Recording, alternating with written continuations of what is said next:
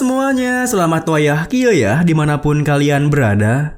Kembali lagi bersama Mamang dan di video kali ini kita bakal lanjutin Manhwa Satria Kegelapan. Kita masuk di part 30. Oh ya, sebelum kita masuk ke videonya, Mama mau ngucapin terima kasih buat traktiran kopinya dari Bang Dimas Paris, ganteng banget. Semoga dilancarkan segala-galanya ya.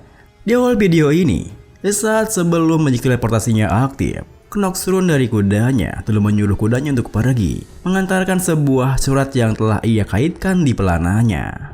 Kini, setelah magic teleportasinya aktif, para murid di sana dibuat kebingungan dengan di mana mereka berada. Karena sejauh mereka memandang, mereka hanya melihat begitu banyak pohon yang tak terhitung jumlahnya. Di tengah kebingungan mereka, Knox yang sudah menduganya bisa memastikan, meskipun tidak seperti magic milik Dekanoa, formula magic yang memindahkan mereka tidak stabil, tapi pasti merupakan magic teleportasi.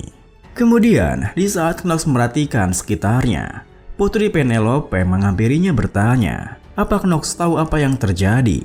Knox pun mengatakan, ia masih mencari tahunya, tetapi ada satu hal yang pasti, ini adalah ulah dari orang luar akademi. Mendengar hal itu, Echidna yang merasa ada sesuatu yang mencurigakan bertanya menyelidik. Apa maksudmu, Rainhaver? Jika kau tahu sesuatu, maka kau harus menjelaskannya. Dengan sikap dinginnya, Knox membalas, sadarilah tempatmu, Echidna. Derajatmu tak sama seperti Tuan Putri. Kau tidak punya alasan untuk menjelaskannya padamu. Tentu saja, perkataan Knox membuat Echidna merasa terdiam kesal. Meski begitu, Eleanor yang mendengar obrolan mereka bertanya, teleportation magic kah? Gangguan dari luar katamu? Kenapa kau berpikir seperti itu? Talia yang juga penasaran apa yang terjadi mendekat menambahi, aku juga penasaran. Ini mungkin saja profesor lainnya sedang menguji kita kan? Melihat tingkah mereka berdua, Knox pun menghela napasnya berpikir, inilah alasan kenapa bocah-bocah kosong ini tidak berguna. Semuanya kebingungan. Ini adalah inner lunatic, permainan yang dikenal dengan tingkat tuntutan yang sangat tinggi. Namun, meskipun Knox berpikir seperti itu, ia mengaktifkan Trade Master of Acting-nya lalu menjelaskan, magic powernya tidak terlalu stabil, formula magic yang kacau. Formula ini hanya ditujukan untuk aktivitasi tanpa medulikan keamanan target. Mendengar penjelasannya, saat murid lain terkejut dengan hal itu, Leon yang mulai mengerti maksudnya mengatakan, kalau begitu, formulanya pasti salah. Selain itu, profesor tidak ingin menempatkan kita dalam situasi yang berisiko tinggi. Tak ada alasan bagi mereka untuk melakukan hal itu di Elidian. Akademi para murid keluarga bangsawan berkumpul. Apa yang dikatakan Knox itu benar? Bagaimana menurut kalian? Para murid pun terdiam memandang itu sama lain. Bahkan Putri Penelope menatap Knox dengan tajam sembari berpikir, aku benci mengakuinya, tapi dia benar. Formula magic ini tidak stabil. Memang masuk akal jika menganggap ini gangguan dari luar. Mungkinkah itu saudaraku? Di saat Putri Penelope berpikir seperti itu, Leon mengatakan, bagaimanapun, kita harus keluar dari sini secepatnya. Bertahan di area pusat sihir yang lengket ini bukankah keputusan yang bijak?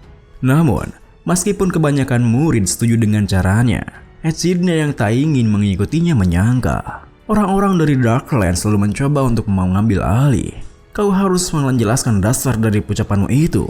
Sayangnya, sikap Echidna tak mendapat dukungan dari Putri Penelope, di mana Putri Penelope mengatakan, cukup Echidna, tak ada yang salah dari perkataan mereka. Bertahan di area magic power yang tidak stabil ini bisa menyebabkan kematian. Mendengar perkataan Putri Penelope, para murid lain pun yang awalnya masih meragukannya, kini mulai mempertimbangkannya. Setelah Knox mengatakan itu, perkembangan formula ini memang agak aneh. Benar, ini tidak efisien. Bagaimanapun, sang putri jelas mengetahui hal ini, karena beliau telah mempelajari magic sebelum kita kan? Namun, di saat mereka membicarakan hal itu, para Celsus yang merasa ada sesuatu yang mendekat langsung mengeluarkan pedangnya dan meminta mereka untuk diam. Shh, diamlah kalian. Tentu saja tingkahnya yang seperti itu membuat Echidna merasa aneh dan bertanya, hei, apa yang kau lakukan? Para Celsus meniliknya membalas, apa kau tidak mencium aroma darah? Setidaknya ini setingkat mid magical beast, tapi aku tak tahu di mana lokasinya. Tentu saja perkataan para Celsus membuat mereka semua kebingungan. Namun, bersamaan dengan Knox yang mengatakan jika lokasi Magical Beast-nya di atas mereka, seekor Magical Beast pun muncul seperti perkataannya. Meski begitu, di saat semua murid terkejut dengan kemunculan Magical Beast tersebut, Knox menghabisi Magical Beast-nya sendirian. Lalu bersamaan dengan mayat Magical Beast-nya yang terjatuh ke tanah, Knox mengatakan, "Semuanya bersiaplah. Dalam situasi yang darurat ini, aku yang akan memimpin." Tentu saja, perkataan Knox menimbulkan perdebatan di antara para muridnya. Apa? Dia yang memimpin? Knox von Rainhaber? Si pembuat onar itu? Sia, emang boleh seperti ini? Di saat semua orang menatap Knox dengan wajah tak percayanya, Putri Penelope berpikir, serangan dari Magical Beast yang bahkan tidak bisa kami rasakan keberadaannya. Tapi dia adalah orang pertama yang tahu itu. Knox von Rainhaber, bocah nakal itu. Knox, apa dia telah berubah? Kita beralih ke instruktur Vernon yang nampak kebingungan karena para muridnya tak kunjung datang ke garis finish. Apakah mereka sangat buruk dalam berkuda? Bisa-bisanya tak ada yang datang sampai di garis finish. Ini adalah rekor terburuk yang pernah ada. Namun, saat instruktur Vernon mengeluhkan hal itu, Profesor Lars datang menunggangi kudanya tergesa-gesa mengatakan, "Vernon, ini bencana." Tentu saja, kedatangannya ke sana membuat instruktur Vernon kebingungan. "Lars, kenapa kau kemari? Bukankah kau ada jam mengajar di kelas tahun kedua?" Profesor Lars membalas, "Itu sudah penting sekarang. Di mana para murid baru kita?" Instruktur Vernon menimpali, "Mereka seharusnya masih belajar berkuda." Namun, tiba-tiba saja instruktur Vernon menghentikan kalimatnya, di mana ia menjadi sesuatu yang salah di sana. Seketika itu juga, instruktur Vernon bertanya, apa yang terjadi?" Profesor Lars menjelaskan, seseorang dengan magical energy telah terlibat dalam kejadian ini 3 jam yang lalu. Terlebih lagi, ada jejak magic formula yang besar diaktifkan di tempat ini. Mendengar hal itu, Pak Vernon pun mengumpat kesal. "Sia, bisa-bisanya ini terjadi saat Noah sedang pergi. Mari kita berdasarkan ini." Namun, sebelum mereka akan bergerak, kuda milik Knox, Sword, tiba di sana.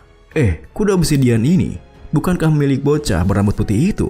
Kuda Knox pun menghampiri mereka, menunjukkan sebuah surat yang terikat di pelananya, yang langsung disadari oleh instruktur Vernon. Kertas apa ini? Surat? Apa? Main muncul di pinggiran Nameless Forest. Butuh bantuan secepatnya. Nameless Forest? Brengsek! Lars, ayo berangkat!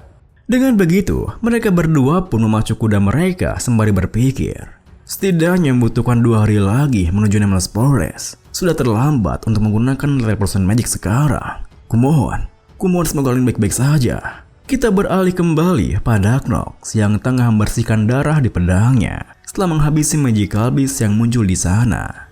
Di saat semua orang masih terdiam, Echidna mengatakan, aku benci mengakuinya, tapi aku setuju.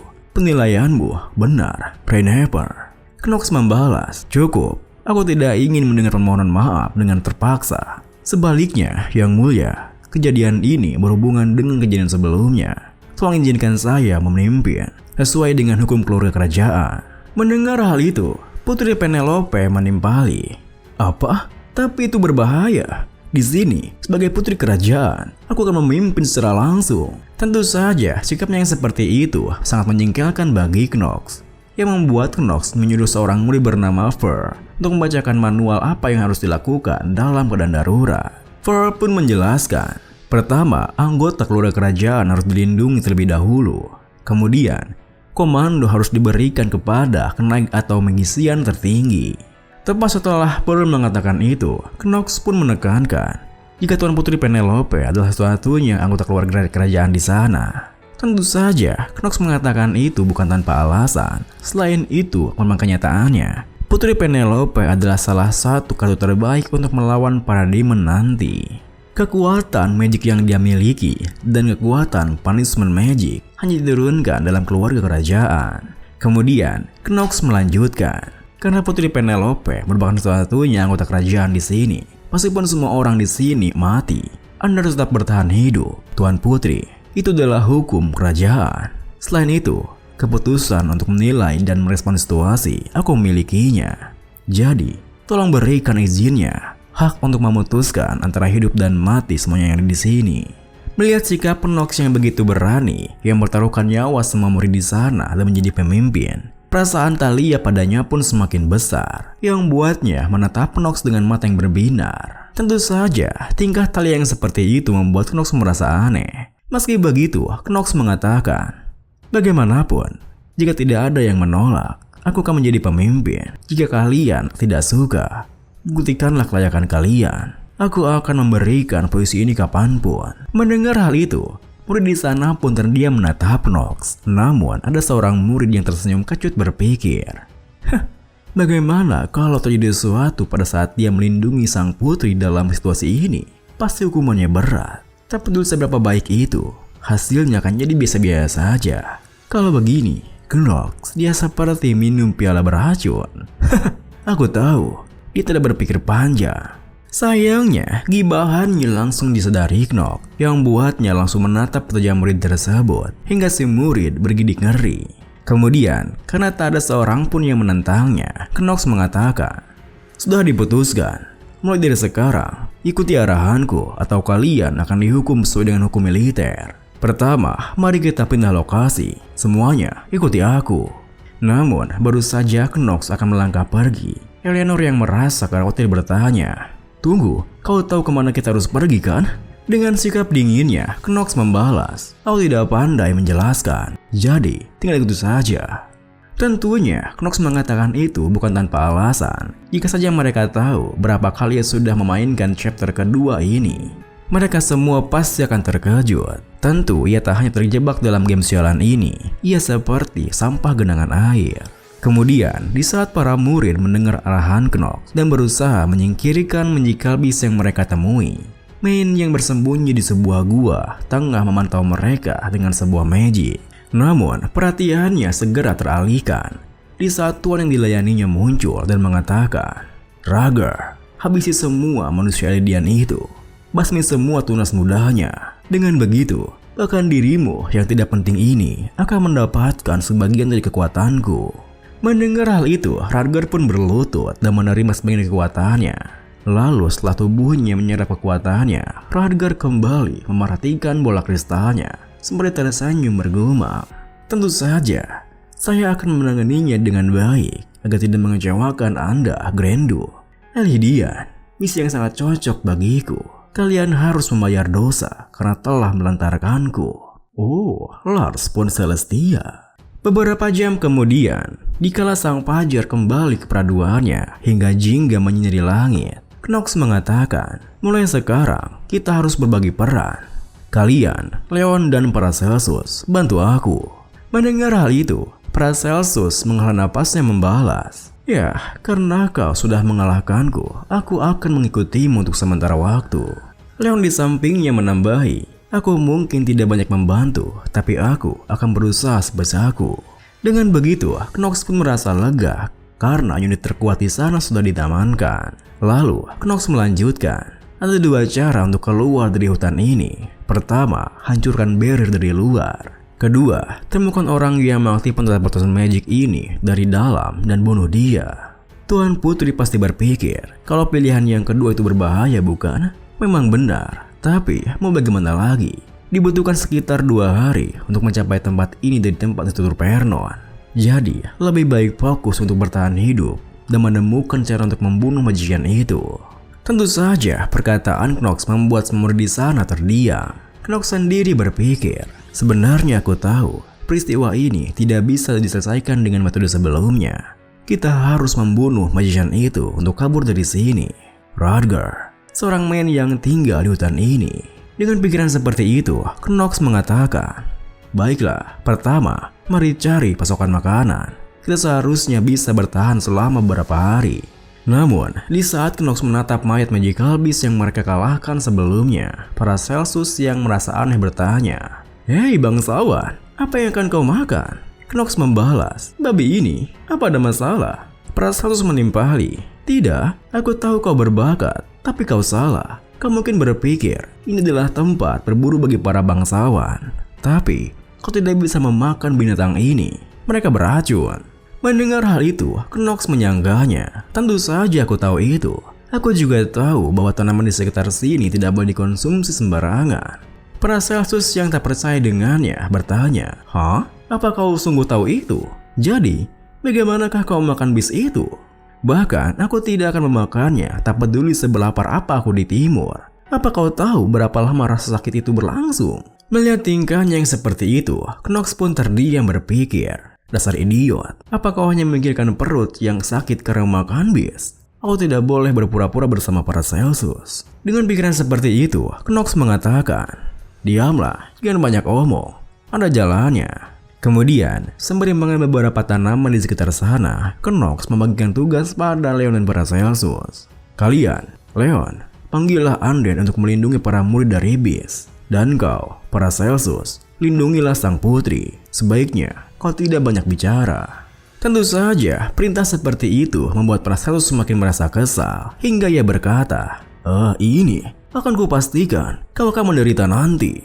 Meski begitu, Paracelsus tetap menjalankan tugasnya, hingga Knox bisa mengolah daging magical beast yang dicampurkan dengan beberapa tanaman yang ia temukan. Sesaat kemudian, di saat Knox memasak dagingnya, para murid yang melihatnya sontak dibuat bergedik ngeri dengan warna dagingnya yang begitu mengerikan. Apaan tuh? Warnanya? Apa itu tidak membuat kita mati setelah makannya? Itu, apa yang diletakkannya di atas dagingnya itu? Wah, warnanya berubah.